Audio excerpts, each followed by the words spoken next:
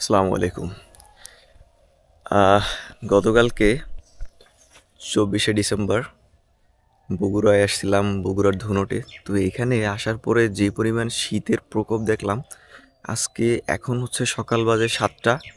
আর এখন ঘুম থেকে উঠে চিন্তা করলাম যে রায়হানরা বললাম যে রায়হান চলো, শীতটি আসলে প্রপার ওয়েতে উপভোগ করতে হবে। এইভাবে বাসায় বসে থাকলে, কম্বলের ভিতরে থাকলে আসলে শীতটা উপভোগ করা যাবে না। সো আমরা বেরোই পড়লাম। এখন হচ্ছে গিয়ে চারপাশে কুয়াশা অনেকটা কেটে গেছে, যদিও অনেক কুয়াশা ছিল, বাট এখনও এই যে মুখ থেকে ধোঁয়া বের হয়। তবে এখানকার মানুষজন অনেক কৃষি দেয়, যেমন ভুট্টা আছে এখানে, এটা হচ্ছে আলু, আলু লাগাইছে। এই পাশে হচ্ছে ভুট্টা।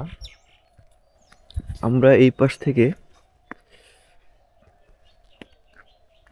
পুকুর হচ্ছে অনেকটা দূরে, একটা পুকুরে যাচ্ছি। আর এই জায়গায় হচ্ছে এই সিরাজগঞ্জ, তারপর হচ্ছে বগুড়ার মধ্যে অনেক জায়গায় দেখলাম মানুষ বেশিরভাগ হচ্ছে সরিষা চাষ করে।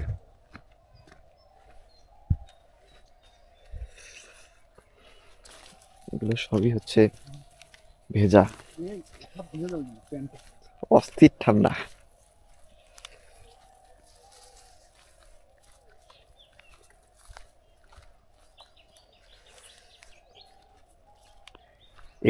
এগুলো কি ঘাস না? এগুলো মানে করে চাষ করে? আচ্ছা আচ্ছা। হুম। আর এটা হচ্ছে বেগুন ক্ষেত। যে একটা গান আছে না, আর যাব না বেগুন তুলিতে। অস্থির অস্থির সুন্দর জায়গা। তবে সব থেকে এখানে আমার যেটা বেশি ভালো লাগছে সেটা হচ্ছে যে সরিষা ক্ষেত, ধান রোপণ করছে আর কি বীজের জন্য। রাইট। আর এই পাশে হচ্ছে ভুট্টা।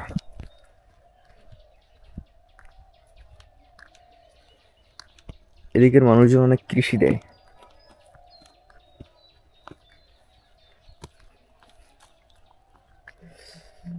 তবে শীতের যে আভাস, এটা আসলে কিছুটা উপলব্ধি করা যায় এই যে কুয়াশাটা দেখে।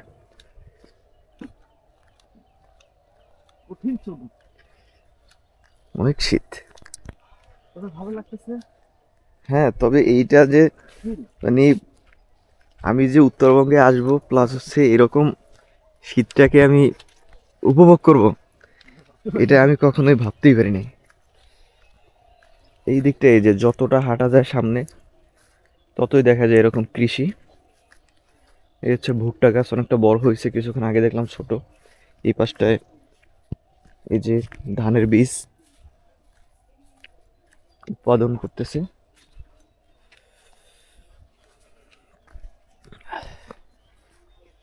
এই পাশটায় ভুট্টা, ভুট্টা গাছ। এই পাশে আবার ধান।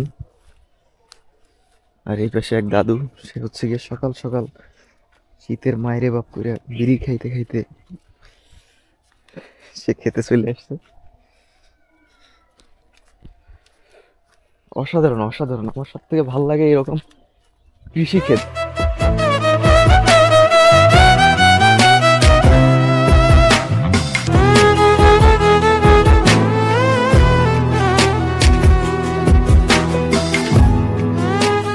বিশেষ করে এই যে চিপা চাপা যে রোড গুলা, এগুলা জাস্ট অস্থির লাগে।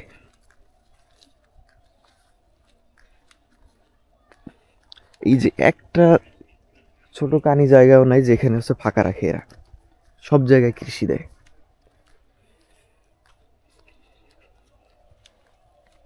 সামনে আরো বড় কৃষি ক্ষেত দেখতেছি। তবে যতদূর চোখ যায় শুধু কৃষি আর হচ্ছে কুয়াশা। এই যে ওই পাশটায় হচ্ছে আরো কৃষি অনেক, ওই যে ওইগুলা কি গাছ? লাউ গাছ। লাউ গাছ।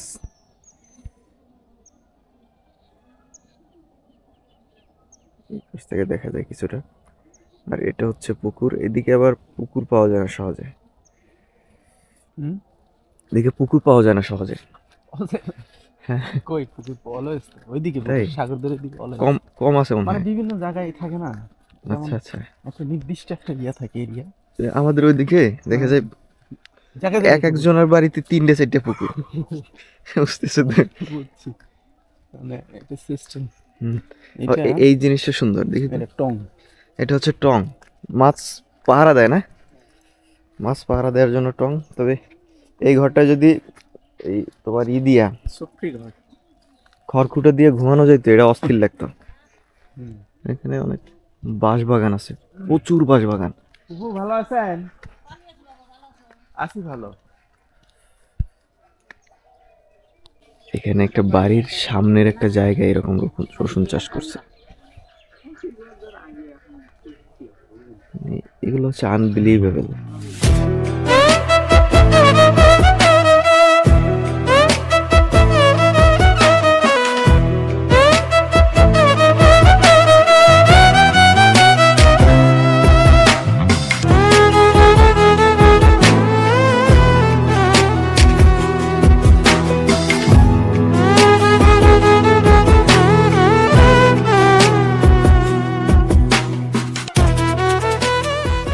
তো এই প্রচন্ড শীতে আমরা আসলে এই যে শেষ পর্যন্ত বাইক রাইডিং এর জ্যাকেট পরে আমরা বেরোইছিলাম, কারণ এত পরিমাণ শীত যে হাত পা কালাই আসতেছিল। আর সব থেকে সুন্দর যে বিষয়টা, সকালবেলা ঘুরতে বের হইয়া উপলব্ধি হলো যে এই সিরাজগঞ্জ বগুড়া আসলে অনেক সুন্দর। মানে জাস্ট আমি প্রেমে পড়ে গেছি। বড় কথা হচ্ছে এরকম সৌন্দর্যর প্রেমে কে না পড়ে। আমি গ্যারান্টি দিয়ে বলতে পারি যে আপনার এলাকায় হয়তো বা এরকম সৌন্দর্য নাই। আপনি চারপাশে যেরকম সৌন্দর্য দেখবেন, এই সৌন্দর্যের মধ্যে আসলে নিজেরা মনে হইতেছে যে আমি এটা খুশি।